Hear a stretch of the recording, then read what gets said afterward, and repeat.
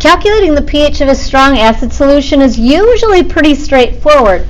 Number one, you have to recognize that it is a strong acid, though. So if I see a 0.1 molar nitric acid solution, I would know that's strong.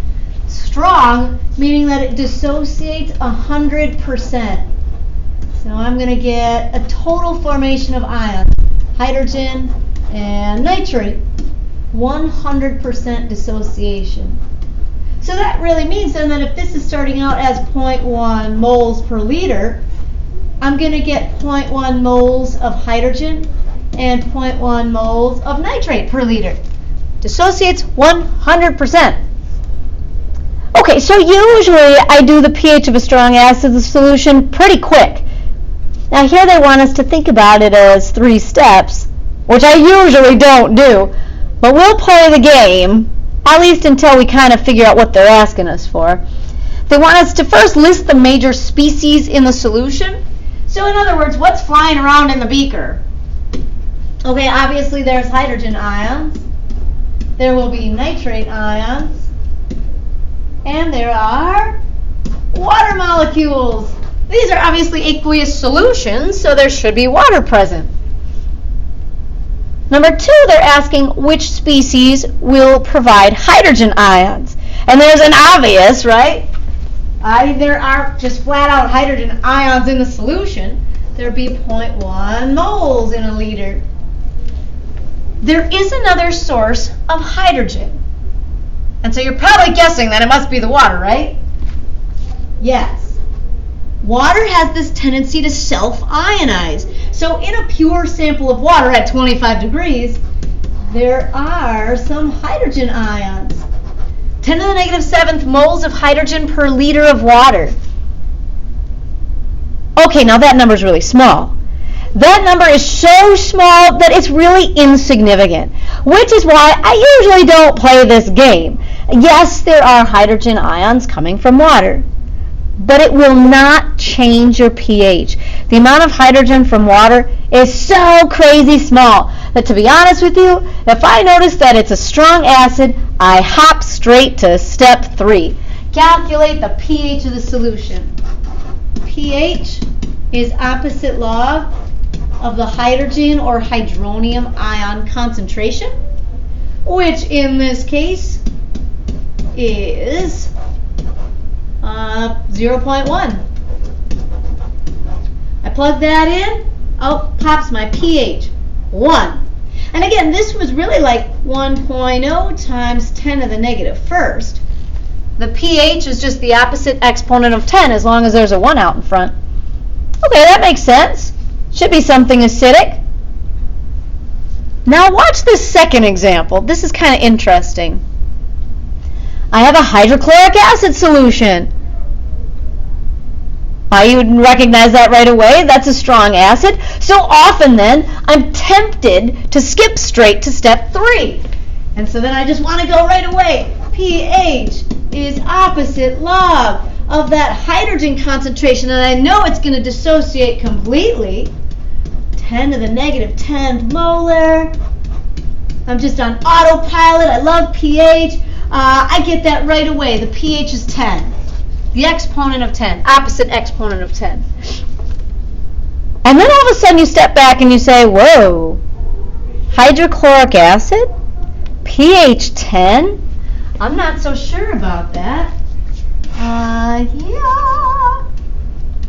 I don't know about that. Because at one point somebody told me that if the pH was greater than 7, it's supposed to be a base. And I know that, ooh, this is hydrochloric acid.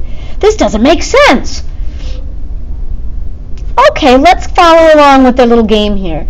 The major species in the solution.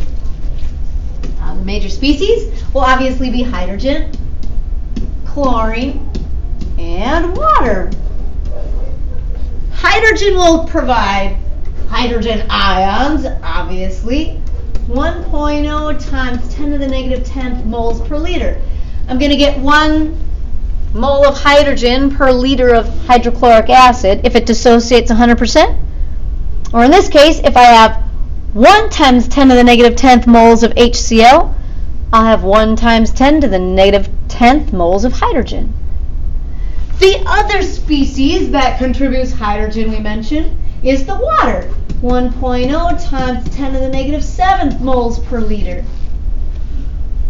Oh, do you kind of see where they're going here? Again, I wish that this would say which species will provide the most hydrogen. Because now when I look at this, I say, ooh, the most significant source of hydrogen is actually the water. In this case, that molarity is so crazy small. I mean, there's no way we could even make a solution like that in the lab. 10 to the negative 10th moles of HCl per liter. That's so small.